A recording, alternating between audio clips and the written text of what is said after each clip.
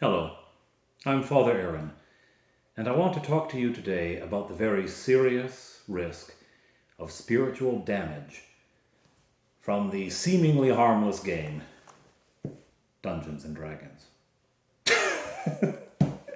Nah, I'm kidding, I love this game.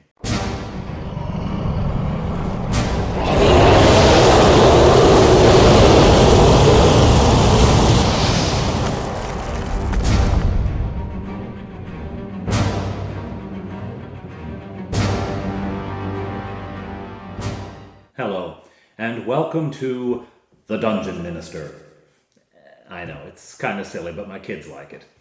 In fact, it was my kids who got me back into Dungeons and Dragons. I played years ago, old school, back in the 1980s. Someone gave me the boxed set, the original Menser Rules, Basic Edition. And I played, there was a solo adventure in there. Remember with Alina the Cleric, and you'd fight the Goblin, and you'd fight Bargle, and no matter what you did, Alina died, which disappointed so many teenage boys. But I played those introductory games in the player's manual, and brought the character along a little bit. Then I rolled a new character entirely, and I went back and I played those same adventures with the new character. And then there were some kids in my neighborhood who played it a little bit, and I joined with them for a short time, but never really went anywhere. I was an only child, and I didn't have many friends. Dear. And so I didn't do a lot with it until I was in high school. And I had a birthday party when I was like 14, 15, something like that. And I did all of the things that a dorky 14 or 15-year-old does at their birthday party. And we watched a movie, Critters, very funny, very silly movie. And I had said to them, do you want to play this game? I've got this game. I haven't done much with it. Do you want to try playing it? It's called Dungeons and Dragons. Of course, they'd heard of Dungeons and Dragons at the time. And so, okay, yeah, sure, we'll play that. So in preparation for it, I made up an adventure. It was stock stuff, right? I mean, a bunch of rooms connected with corridors, randomly putting some monsters various places. It was not great. But it got them interested. And we played through the first one, and we had a fighter, a cleric, and a thief. And I cannot remember the fighter's name now. The thief was Morpheus, and the cleric was Zeno. At any rate, we played the first adventure, and they really liked it. And they said, oh, we want to do that again. Can we do another adventure? I said, well, I've got to make one up. I said, sure, go ahead. You do that. We'll entertain ourselves. So I made up another adventure, probably equally banal. And I took for this one, I said, Bargle, that guy that I remember killing my beloved Alina. Yeah, I'm going to take him and make him the bad guy. So I made him the bad guy for the second adventure, and they played that, and I liked that. And now it's like 1 a.m. at this point. And they said, do another one. And I made up another one that was really bad because it was like 1 a.m, right? And so we played that one, and they were a little less enthused, but they still wanted to play. And so we started playing. We kept all those 3 characters. So I was their DM. And we were strictly basic rules. The Menser, which I've seen called BECMI, Basic Expert Companion Master Immortal. Those are the rule sets that we used. And we never saw any point in going with Advanced Dungeons and Dragons. We liked what we had. The rules were minimal. It was very basic.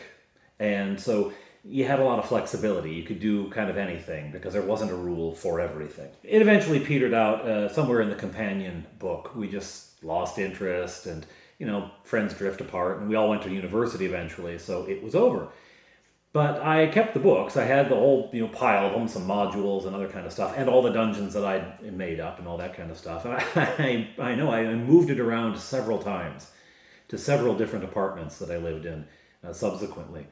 And finally, years later, it had to be 10, 15 years later, I sold them on eBay. I said, you know what, I'm never playing this game again. So I sold everything on eBay. Big mistake.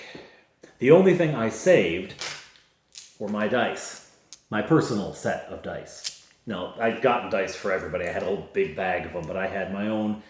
That's all I kept. And I held on to them for years and years and years. They were in a little box that moved around with me, and never really thought about them until I've got 3 boys. They're 11, 9, and 6. And months ago now, at bedtime, they started asking me, what did you play with when you were my age? What kind of toys did you have? What did you like to do? I think partly they were looking for the naughty stuff I did so that then they could do it and I wouldn't be able to yell at them. But they asked, and I said, well, when I was 6, I played with this, and Smurfs and that kind of stuff. And when I was 9, it was kind of G.I. Joe, I think, was around 9. And 11, there was still G.I. Joe there, and Star Wars was in there too. 9 was big on Star Wars, and blah, blah, blah, blah, blah. Well, eventually I ran out of stuff, right? I mean, that's what I played with, end of story. But they still wanted to know, so they said, well, what did you do when you were a teenager? And I said, well, mostly play Dungeons and Dragons. That's what I did. And then, well, what's Dungeons and Dragons? So sitting there in their bedroom as they're, supposed to be going to sleep, I started to say, well, it's like this. Okay, you're a fighter, you're a halfling, you're a thief, and you go walking through the forest, and you see ahead of you the opening of a cave underneath a large tree. You can see it's dark in there, but you see some movement. What's going on in there? So you decide to investigate. You draw your weapons and you approach the cave. Oh, what weapons do I have? Well, you've got a sword, and you've got a knife, and blah, blah, blah, blah. So I sort of talked them through what it would be like. And I thought that was, sorted. There we go. I've explained it. No. They really wanted to know more. And so they wanted to play it. They said, could we play that game? We'd like to play that. So I was like, okay, I'll see what I can do. And I went online and found that you can buy the old rule sets. You can buy them. They're available as PDFs. You can download them, print them up. Fabulous. I thought, that's great. That's what I'll do. I'll download the basic set. And we'll play a couple games, and they'll see what it's like. And, They started off with 3 elves, which was a little unbalanced and a little weird, but because elves are kind of a balance of fighter and magic user to start with, okay, it'll work. And I figured at first, this is not going anywhere, right? They'll play 1, maybe 2 games. I figured no problem. Well, it's about 8 or 9 games down now, or maybe even 10. I think after this last weekend it was 10, and so they're still going strong. Now, along the way, one of my boys decided he didn't like the elf, so he started playing a cleric, and then he found out he didn't like the cleric, so he started playing a halfling. So now we have 2 elves and a halfling, and they have roped my wife into it, and so their mama now is playing as a thief. What I'm going to do with this channel is I'm going to talk about the stuff that we're doing. I'm going to show you the adventures that we're going through, talk about some of the other stuff we're doing. Some of the stuff on the side, I am going to give spoilers, so my boys can't watch these videos until after we play those games.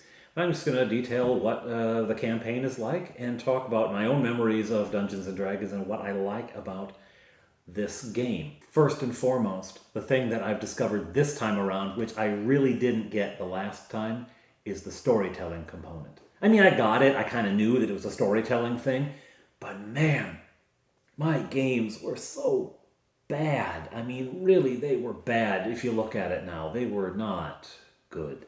I was a teenager, okay? So cut me some slack. But now I'm really interested in the storytelling, and so I started to develop a story arc right from the beginning. After the first game, and they liked it, I said, okay. Then I thought, well, why did that game happen? What's behind it? Because I always want to know the why, right? I mean, you walk into a dungeon and there stands a goblin. What's he doing there? Why is he just standing there? Is he on guard? If he's on guard, then he A, should hear you coming, and B, there should be something behind him that he's guarding, right? There's more goblins in there. He's the sentry to watch out for the whole colony. Maybe there's a big treasure that he's hoping to haul off later when he has time. Whatever. There has to be a why. And I developed a backstory for why the first adventure happened, and I sort of connected it backward. And what I ended up doing, entirely accidentally, I ended up making the exact same campaign as apparently the 5th edition has put out as a sort of, starter campaign. Here you go, you're just starting to play Dungeons & Dragons. Here's a setting, here's a campaign. This will get you started. Apparently, entirely coincidentally, I promise, I made an identical campaign to the one that the official Dungeons & Dragons has put out for 5th edition. Mea culpa. I was not copying. I was drawing on European history, actually, when I made it. You'll see as we go along what I mean by that. So, if this thing has happened in the background and it has led to this chain of events, which eventually led to the first adventure that the party went on, okay, so what are the other implications? Where else is this going to poke out? What does it mean? And that's what we've been playing now for months. It's been a lot of fun to get reacquainted with the game and to spend time with my boys doing that. and to watch as they figure out things, as they say, oh, as something happens and they get it, right? So it's been a lot of fun to do, and I've enjoyed it so much I decided, you know what, I'm going to start this channel as a way of sort of documenting it and in a way celebrating it. So welcome to the Dungeon Minister, and I hope you'll enjoy following us as we go on the adventure in the Kingdom of Strathonwyn, in the northern reach of the kingdom, the county of Kilmarnock. Yes, I did steal all of those names from actual places in the north of England. Just a word. The whole Satanic panic. In the 1980s, when I was playing, I was vaguely aware that the Satanic panic was happening in various places. It never touched me, though. It never came home to me. Even my extremely religious grandmother never said boo about me playing this game. She never, warned about dark forces or anything like that. And it never was a factor for me. I know it was for some people in other places, but it just didn't occur to me or to any of my friends that there was anything else going on. We were just playing the game. And no one around us had any problem with it. So to now go back and read about that event and how much trouble it caused for people, it's like, crying out loud. What a stupid thing to go after, this game, right? And I think about when Harry Potter first came out, and people were saying, oh, it's witchcraft, it's dangerous. And then they go, wow, have you read the last book? Because it's really, really Christian, Harry Potter, right? It's a really Christian story. Now, how is he saved, right? From Voldemort when he's a baby, from self-sacrificing love. That's what saves him. And then what does he eventually do? He sacrifices himself out of love for his friends. And where does he go?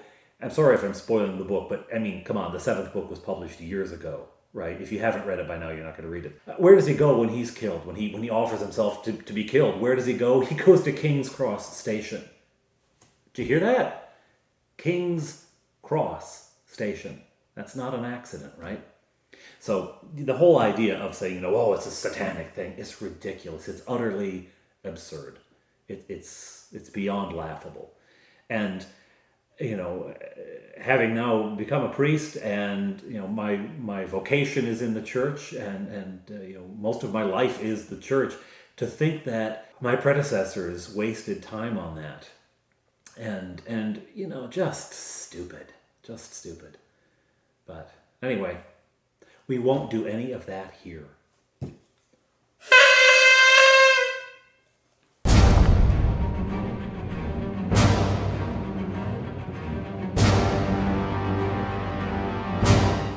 Was the horn too much? I feel like the horn was too much.